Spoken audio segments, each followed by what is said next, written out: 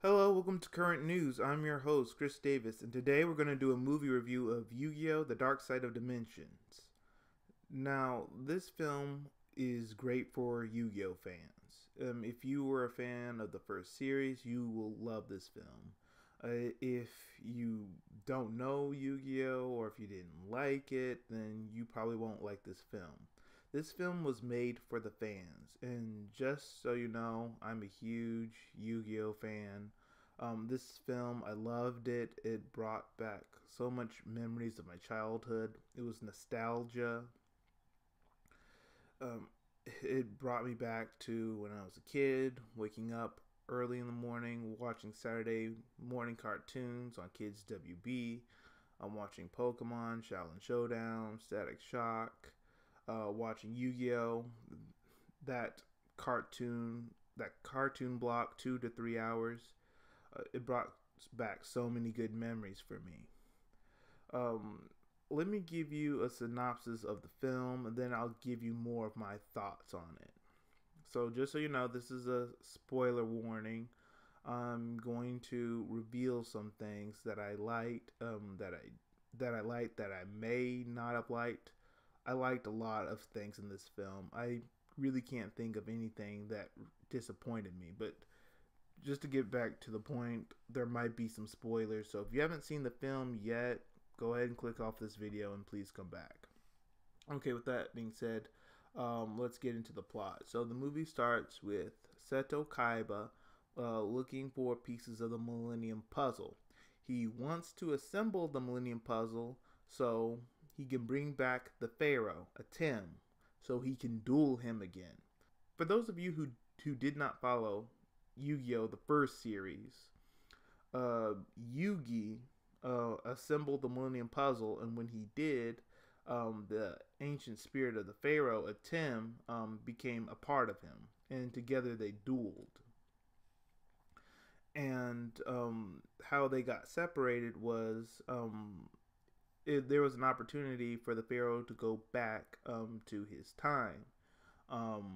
But he wanted to see if Yugi was ready to move on without him. So they dueled. Yugi won, and then the Pharaoh went back to his own time, and that was the end of the first series.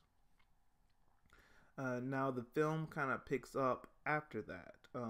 As I said, Kaiba's trying to assemble the Millennium Puzzle so he can duel the Pharaoh again, because every time they dueled, the Pharaoh beat him, except at Duelist Kingdom, but Kaiba kind of cheated then. You really have to. Well, you can watch this film and not see the series and get everything. It really does a great job of that, but it really pays off if you watch the first series and you watch the film and you can connect a lot of dots. You know a lot of the whys in the film. But anyway, back to the film. Yugi and his friends Joey, Tristan, Taya, and Bakura, uh, they're getting ready to graduate from high school, and they're deciding what they want to do after they graduate. Taya wants to be a dancer. Joey wants to be a professional duelist. Tristan, his father wants him to work in his factory. Yugi wants to continue working at his grandfather's game shop, but he wants to make a game of his own one day. And so that's their big plans. But then they go into their classroom and they see a student who's been in their class for about a year, and for whatever reason they can't think of his name. They finally remember it, and his name is Agami. Fast forward, Agami is his actual name is Diva, and he's the antagonist. He wants to change the dimension by bringing in the Plana. He wants to bring in the Plana to make the world like good again. But the problem is he's fueled by hate and revenge, and by him trying to bring in the Plana, he won't bring a paradise. He'll bring in a nightmare. So we fast forward again. Kaiba finds like the Millennium Puzzle, pieces of it, tries to assemble it. Diva takes two of the pieces. He gives it to his sister. His sister gives it to Yugi because his Diva's sister believes Diva has lost it, Kaiba hosts a tournament to assemble the Millennium Puzzle. Yugi has a piece, Diva has a piece. Yugi defeats Diva. Then Yugi and Kaiba duel again.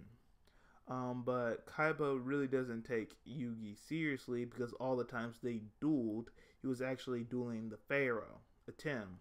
So they duel, and before the end of it, Yugi tells Kaiba that even if he assembles the puzzle, the Pharaoh won't come back. He's moved on now. And then like Kaiba's in denial, and then Yugi puts the pieces in, completes the puzzle, no Pharaoh, still doesn't believe him, so they duel, and then Yugi beats Kaiba, but before his life points hit 0, the power goes out. Diva comes back, the Millennium Ring is controlling him, and Kaiba and Yugi team up. Yugi's about to lose, but the Pharaoh Atem comes back and he plays one card, just one card, and he defeats Diva, and everything goes back to normal. At the end, they all graduate. Taya flies off somewhere to be a professional dancer. Kaiba, he goes back into his space station, and he uses his tech to go to the realm where the Pharaoh is. And when he goes there, he goes into the Pharaoh's palace, getting ready to duel him. And Atem looks at him and smiles. And that's where the film ends. Now, this is a great film. I liked every part of it. The duel between Diva and Kaiba and the tomb, the duel between Diva and Yugi, the duel between Yugi and Kaiba. I loved the duel, the simulation duel Kaiba made between him and the Pharaoh Atem. There was amazing duels in this film, and you know that is Yu-Gi-Oh. You watch it to see those duels, those monsters, the spells and trap cards. Just some really nice cards, really neat cards that I saw in the film, and I really loved it. As I said, this film brought back a lot of good memories for me. Brought back nostalgia. It's just kids these days, they don't know what they're missing. Like, they should be jealous of the cartoons they watch now. Like, none of them are any good except for maybe Star Wars Rebels. Star Wars Rebels, I watched that. That's a really great show. Everything else now, you look at Cartoon Network now, not really any good cartoons on there. Disney XD, the Avengers Assemble. I liked Avengers Earth's Mightiest Heroes better. Just, they don't make really good cartoons these days. They just really make them silly with all the silly animation.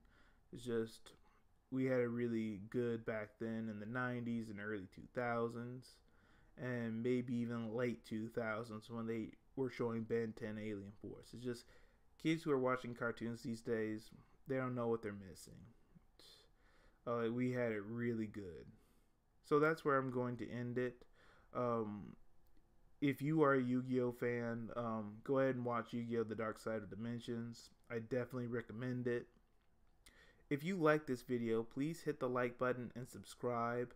Also, follow me on Facebook, Twitter, Instagram, and LinkedIn. And all of you, have a great day.